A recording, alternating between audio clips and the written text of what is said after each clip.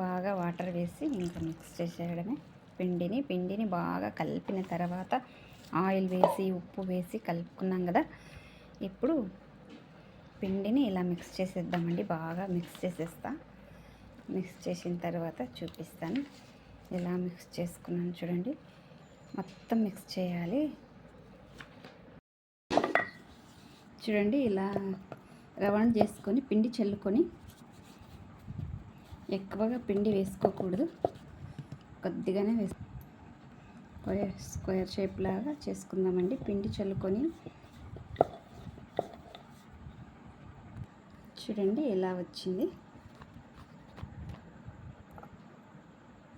మొత్తం ఇలానే చేసేసుకుందామండి.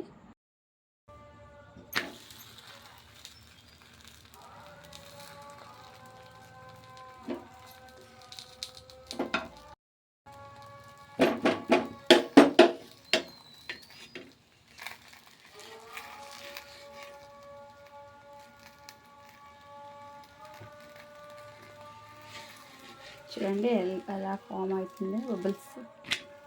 అప్పుడు రివర్స్ వేసేసుకోవాలి. ఇది పుల్కా స్క్వేర్ షేప్ చపాతీ అంతా చేసేసి ఉంచేసా. ఇప్పుడు పుల్కానే చేస్తున్నాను. పుల్కాలు కొన్ని, చపాతీలు కొన్ని చేసేసా. చూడండి ఎలా వస్తుందో బబుల్స్. ఇలా వచ్చినప్పుడు రివర్స్ వేసేసుకోవాలి. ఇలా పొంగుతుందో చూడండి, సూపర్గా పొంగుతుంది. టేస్ట్ కూడా సూపర్ ఉంటుంది. ఇలా చేసుకోండి ఒకసారి.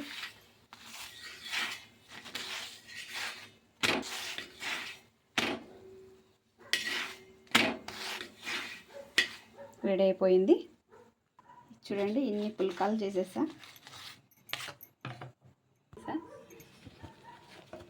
చపాతీలు ఆల్రెడీ చేసి ఉంచుకున్నా.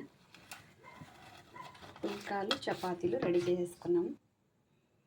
సూపర్ టేస్ట్ ఉంటాయి, పొరలు పొరలుగా ఉంటాయి. చూడండి ఒకటి తుంచి చూపించేస్తా.